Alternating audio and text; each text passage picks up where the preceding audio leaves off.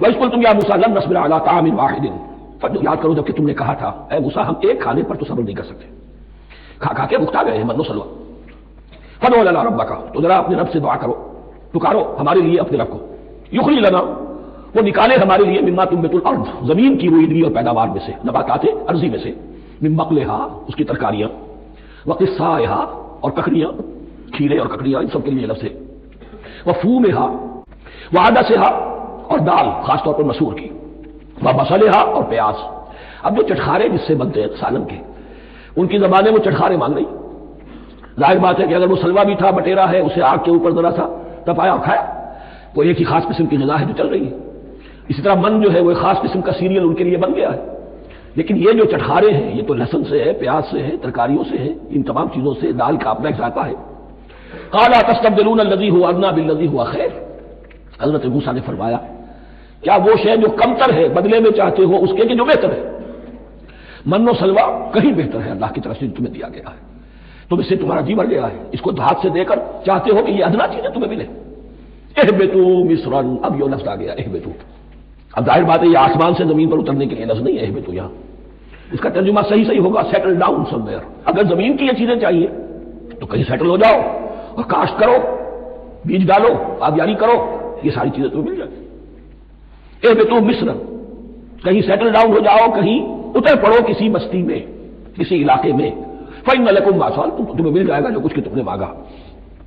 وضربت علیہم الذلۃ والمسکنۃ وباءوا بغضب من اللہ، اب یہ ہے ان کی وہ خباثتیں، ان کے وہ ناشکریاں، ان کی وہ معصیتیں، ان پر جو آخری حکم دیا جا رہا ہے، جو اگر آپ برا نہ مانیں تو میں عرض کروں گا آج یہود پر اتنا اپلیکیبل نہیں ہے جتنا مسلمانوں پر ہے۔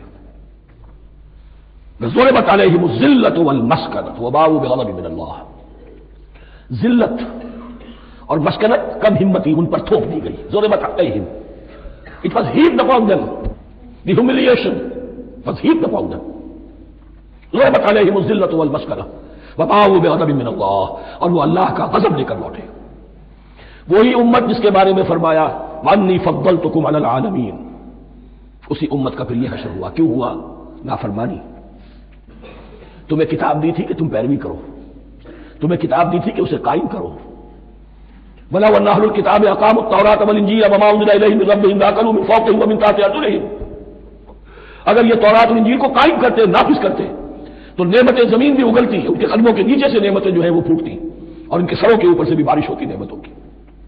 لیکن اگر تم نے اس کو چھوڑ کر اپنی خواہشات، اپنے نظریات، اپنے خیالات، اپنا تمرد، اپنی سرکشی، اپنی حاکمیت، اپنی مصلحتیں، اپنی عقل، اس کو بالا تر کیا، تو پھر جو قوم اللہ کے قانون کی، اللہ کی ہدایت کی، اللہ کی کتاب کی امین ہوتی ہے دنیا میں، وہ اللہ کی ریپرزینٹیٹو ہوتی ہے، نمائندہ ہوتی ہے۔ اگر وہ اپنے عمل سے مس ریپرزینٹ کرے اللہ کو، تو وہ کافروں سے بڑھ کر مغضوب اور کافروں سے بڑھ کر مبغوض ہو جاتی ہے، مغضوب بھی مبغوض بھی۔ انہیں کافروں کو تو دین پہنچانا تمہارے ذمہ تھا،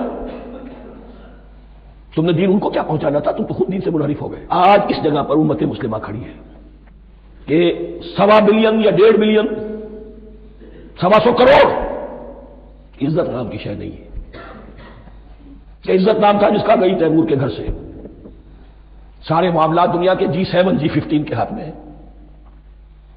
سیکورٹی کونسل اس کے پرماننٹ ممبر کا ویٹو ہے، اور نہ سیکورٹی کونسل میں اور نہ کہیں کسی G7 میں، نہ G9 میں، نہ G15 میں کوئی مسلمان ملک نہیں۔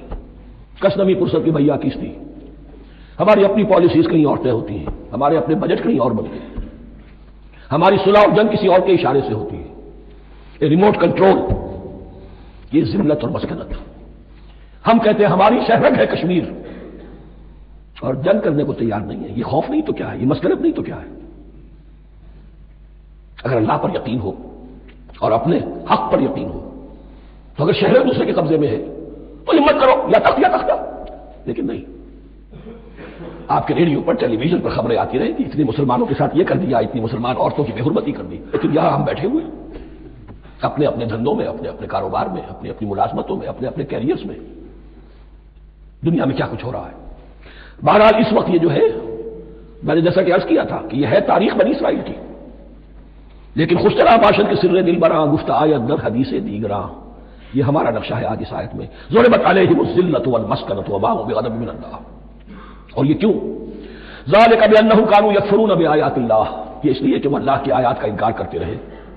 ویقتلون النبیین بغیر الحق، اللہ کے نبیوں کو ناحق قتل کرتے رہے. ہمارے ہاں بھی مجددین امت میں سے کتنے ہیں جو جیلوں میں ڈالے گئے، جن کو ایسی ایسی مار پڑی ہے کہ کہا جاتا ہے کہ ہاتھی کو بھی وہ مار پڑتی تو برداشت نہ کرتا. احمد ابن حنبل کے ساتھ کیا ہوا؟ ابو حنیفہ جیل میں انتقال کیا، امام مالک کے کندھے کھینچ دیے گئے، کاٹ دیے گئے، منہ کالا کر کے اور اونٹ پر بٹھا کر پھرایا گیا. امام دار الہجرہ شیخ احمد سرہندی جیل میں رہے. سید احمد بریلوی اور ان کے ساتھیوں کو خود مسلمانوں نے تہہ تیغ کیا ہے. بہرحال یہ داستانیں ہیں. اب نبی تو کوئی نہیں آئے گا، ان کے ہاں نبی تھے، ہمارے ہاں مجددین ہیں، علماء حق ہیں. جیسے کہ حدیث بھی ہے علماء امتی کا انبیاء بنی اسرائیل. تو جو انہوں نے انبیاء کے ساتھ کیا ہم نے مجددین اور علماء کے ساتھ کیا. ذالک بما عصوا وکانوا یعتدون، اور یہ ہوا ان کی نافرمانیوں کی وجہ سے اور حد سے تجاوز کرنے کی وجہ سے. اللہ تعالیٰ تو ظالم نہیں ہے، اللہ نے تو اونچا مقام دیا تھا، ہمیں بھی خیر امت قرار دیا. کنتم خیر امت اخرجت للناس تأمرون بالمعروف وتنهون عن المنکر وتؤمنون باللہ. اب اگر ہم نے وہ اپنا مشن چھوڑ دیا تو ذلت اور مسکنت وہ ہمارا مقدر بن گئی. اللہ کا قانون اور اللہ کا عدل بے لاگ ہے، وہ فرام امہ ٹو امہ چینج نہیں ہوتا. سنت اللہ جو ہے لن تجد لسنت اللہ تحویلا ولن تجد لسنت اللہ تبدیلا، اللہ کی سنت بدلتی نہیں. بنی اسرائیل